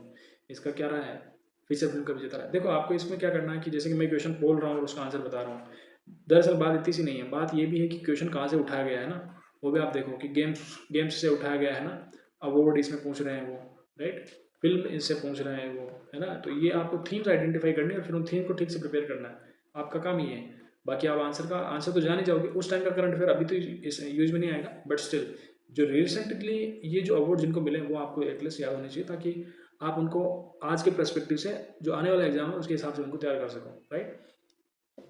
Next question है कि डेनियल काहनमैन जिनकी मृत्यु 2024 में हुई, 2002 में उनके योगदान के लिए नोबेल पुरस्कार दिया था। तो बेसिकली ये इकोनॉमिक्स से रिलेटेड व्यक्ति थे जिनका योगदान हुआ था, जिन्होंने योगदान दिया था, तो 2002 में इनको नोबेल पुरस्कार दिया गया। देखो बहुत पुराना है ये, I think how to prepare it, कितना वाइड अपने को प्रिपेयर करना है कोई नहीं जानता ना, अपन करंट अफेयर तैयार करते हैं, बट ये 2002 का नोबेल पुरस्कार, हालांकि इनकी डेथ 2024 में हुई है, बट 2002 में इनको नोबेल पुरस्कार मिला था, वो पूछा गया है इसमें, राइट। तो पर्सन इन न्यूज भी आपको ध्यान रखना है, राइट। राष्ट्रीय युवा संसद महोत्सव 2024 में प्रथम पुरस्कार किसने जीता, तो ये बेसिकली यतिन भास्कर दुग्गल, इन्होंने जीता है, राइट। 104वां क्वेश्चन है कि अंतरिक्ष यात्री ओलेग कोनेन्को जिन्होंने अंतरिक्ष में सबसे अधिक समय बिताने का विश्व रिकॉर्ड तोड़ा है, वो रूस से बिलोंग करते हैं। 105वां क्वेश्चन है, यूनेस्को के लिए क्रिएटिव सिटीज नेटवर्क UCCN की सूची में 2023 में साहित्य के शहर की श्रेणी के रूप में किस भारतीय शहर को शामिल किया गया है, तो वो कोझिकोड है ना। लिटरेचर में जो है इसको योगदान के लिए कोझिकोड को शामिल किया गया है। 106वां क्वेश्चन कि भारत में सेना में आर्टिफिशियल इंटेलिजेंस के जिम्मेदार उपयोग पर पहला अंतर्राष्ट्रीय शिखर सम्मेलन किस देश में आयोजित किया गया, तो बेसिकली नीदरलैंड में जो है AI के जिम्मेदारपूर्ण उपयोग के लिए, AI के रेस्पॉन्सिबल यूज़ के लिए, है ना, रेस्पॉन्सिबल यूज़ के लिए इसका आयोजन किया गया था नीदरलैंड के अंदर, है ना। AI के कितने हैं, AI के प्लस और माइनस दोनों ही हैं, माइनस ज़्यादा दिखते हैं, प्लस कम दिखते हैं, but yet both are important and AI is playing very vital role now, right? So they can replace even human, it's also said, so you have to prepare recent summits, recent meetings, recent development in artificial intelligence sector, so that you can correct your questions in the examination. All right. 107 question है कि बहुक्षेत्रीय तकनीकी आर्थिक सहयोग के लिए बंगाल की खाड़ी की पहल बीम स्टेक का स्थायी स्थिति सचिवालय कहाँ है? तो बेसिकली आपको पता ही है, ये ढाका के अंदर है। ढाका कहाँ है? बांग्लादेश के अंदर है ना, ये आपको बताना चाहिए। बहुत बेसिक सा क्वेश्चन, राइट। 108वां क्वेश्चन, निम्नलिखित में किस पुस्तक ने 2024 का अंतर्राष्ट्रीय बुकर पुरस्कार जीता है ना? तो टाइम शेल्टर ने जो है अंतर्राष्ट्रीय बुकर पुरस्कार 2024 का जीता है। मार्च 2024 में किस कंपनी ने शैक्षिक मंच उडेसिटी का अधिग्रहण किया है? तो एक्सेंचर ने जो है इसका अधिग्रहण किया है ना। Now we are moving to next question. Teelu Rauteli राज्य स्तरीय पुरस्कार 2023 से सम्मानित निवेदिता कार्की निम्नलिखित में किस खेल से जुड़ी हुई है? तो बेसिकली वो जो जुड़ी हुई कला और योग से जुड़ी हुई है ना, कला और योग से। 111वां की भारत निर्वाचन आयोग द्वारा आम चुनाव 2024 के लिए घोषित 7 चरणों में उत्तराखंड में चुनाव किस स्थिति में संपन्न है? तो पहला चरण जो है उत्तराखंड में ही स्टार्ट हुआ था, है ना, तो आपको ध्यान होना चाहिए था। उत्तराखंड के निम्नलिखित लोक नृत्यों उत्सवों में कौन सा यूनेस्को की अमूर्त सूची विरासत सूची में शामिल है? अमूर्त विरासत, देखो यूनेस्को की जो साइट्स है ना, वो बेसिकली टेंजिबल और इनटेंजिबल दोनों है। वेट ए मिनट, टेंजिबल और इनटेंजिबल। टेंजिबल जिनको अपन देख सकते हैं, महसूस कर सकते हैं। इनटेंजिबल जिनको देख नहीं सकते, केवल महसूस कर सकते हैं। इनको देख भी सकते हैं, छू सकते हैं, पर इनको छू नहीं सकते, राइट। तो बेसिकली वो क्या था? रम्माण, ये अमूर्त विरासत सूची में शामिल है, रम्माण। उत्तराखंड की पहली महिला मुख्य सचिव के रूप में किसे नियुक्त किया गया है? तो बेसिकली ये जो है राधा रतोड़ी को पहली महिला मुख्य सचिव के रूप में नियुक्त किया गया था। हिंदू धार्मिक तीर्थस्थल पूर्णागिरी उत्तराखंड के निम्नलिखित में किस जिले में स्थित है? तो वो बेसिकली चंपावत में स्थित है। पूर्णागिरी उत्तराखंड की किस जिले में स्थित है? तो वह है चंपावत जिले में। नेक्स्ट क्वेश्चन है कि निम्नलिखित में किसका मुख्यालय उत्तराखंड की राजधानी देहरादून में स्थित है? तो देहरादून में बेसिकली किसका मुख्यालय? भारतीय सर्वेक्षण विभाग का, what ever it is, English में जो भी इसका प्रोनाउंसिएशन है वो जो भी है, भारतीय सर्वेक्षण विभाग, है ना, Indian whatever it is, I can not remember at the moment. So भारतीय सर्वेक्षण विभाग का जो मुख्यालय है वो बेसिकली कहाँ है? देहरादून में। बाकी आप देख सकते हो इनके जो मुख्यालय वो कहाँ का है, वो भी आपको ध्यान होना चाहिए। इनको आप अपने बेसिक सर्च करके ला सकते हो, राइट। 116वां क्वेश्चन है कि मानस खंड कॉरिडोर यात्रा के लिए ट्रेन किस रेलवे स्टेशन से शुरू करने का प्रस्ताव था? तो ये बेसिकली पुरी से स्टार्ट करने का प्लान था इनका। ट्रेन किस रेलवे स्टेशन शुरू करने का प्लान था? मानस खंड कॉरिडोर यात्रा के लिए। मानस खंड कॉरिडोर यात्रा के लिए ट्रेन को किस रेलवे स्टेशन शुरू करने की बात थी? तो पुरी से थी। पुरी कहाँ है? ओडिशा के अंदर, राइट। पुरी जगन्नाथ, आपने नाम सुना होगा इसका।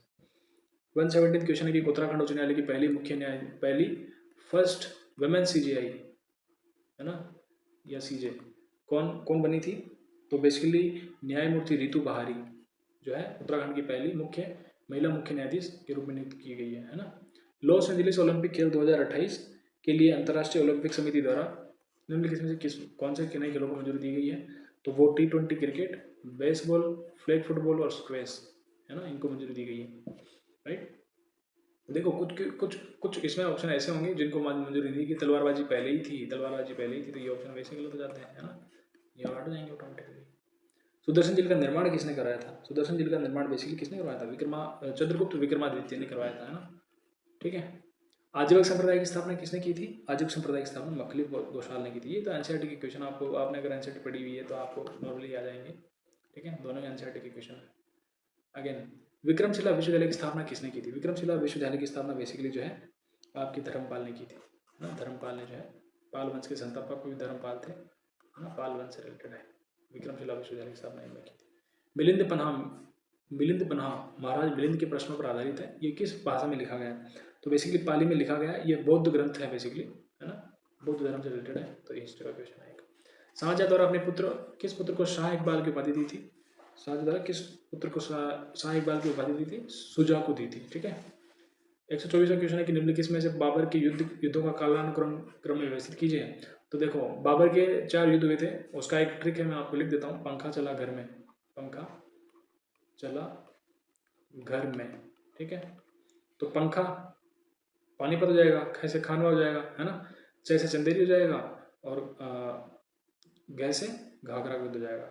तो पै से पानीपत, ये पहला हो जाएगा। तो पहला, सेकंड को पहले लिखा हुआ है तो सेकंड पहले भी लिखा हुआ है यहाँ पे, तो ये ऑप्शन ऑटोमेटिक करेक्ट हो जाएगा। फिर आपका चौथा, फिर तीसरा, फिर फर्स्ट, करेक्ट हो जाएगा, है ना। नाउ 120 125वां क्वेश्चन है कि निम्नलिखित में कौन सा किताब जियाउद्दीन बरनी ने लिखी थी। तो बेसिकली जो वह किताब है फतवा-ए जहांगीरी जहांदारी, फतवा-ए जहांदारी जो है जियाउद्दीन बरनी ने लिखी थी, ठीक है। अकबर ने किस क्षेत्र की विजय के उपलक्ष्य में बुलंद दरवाजा बनाया था। तो आप सबको पता है कि जो गुजरात विजय थी उसके उपलक्ष्य में ही जो है बुलंद दरवाजा बनाया गया था। 1326 में विजयनगर साम्राज्य की स्थापना किसने की थी, सब जानते हैं, हरिहर और बुक्का। ये रिपीटेड क्वेश्चन आपने ठीक से अगर प्रिपेयर किया तो आपको वैसे आ जाएंगे, हिस्ट्री के क्वेश्चन इतने डिफिकल्ट नहीं है। भारत में अंग्रेजी शिक्षा प्रणाली का मैग्ना कार्टा किसको बोलते हैं। तो ये तो वुड्स का डिस्पेच था, है ना, 1853 के आसपास, है ना। तो ये आपको वैसे ही पता होना चाहिए, ठीक है। अलीगढ़ आंदोलन का प्राथमिक उद्देश्य क्या था। बेसिकली अलीगढ़ उद्यान ये क्या था, मुस्लिम धर्म में सुधार के लिए आया था। तो इसमें पश्चिमी वैज्ञानिक शिक्षा को बढ़ावा देना वगैरह वगैरह इनके काम थे। इस्लामी राज्य की स्थापना ऐसा एक्सट्रीम बिल्कुल नहीं है। पारंपरिक इस्लामी शिक्षा को पुनरुद्धार को बढ़ावा देना बिल्कुल ठीक नहीं। अंग्रेजों के खिलाफ हिंदू मुस्लिम एकता को प्रोत्साहित करना ये नहीं, बट इसमें क्या था, वैज्ञानिक शिक्षा को बढ़ावा देना मुसलमानों के बीच, इसका उद्देश्य था।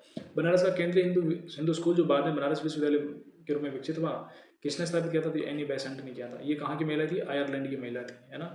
इन्होंने कांग्रेस के सेशन में पार्टिसिपेट करा और इन जो गर्म दल और नरम दल को जोड़ने के दौरान भी इनका योगदान रहा, है ना। बाकी इनका योगदान देखें तो BHU को स्थापना में इनका काफ़ी बड़ा योगदान था, राइट। तो इस तरह इनके कुछ अखबार भी थे, वो आपको ध्यान होनी चाहिए, राइट।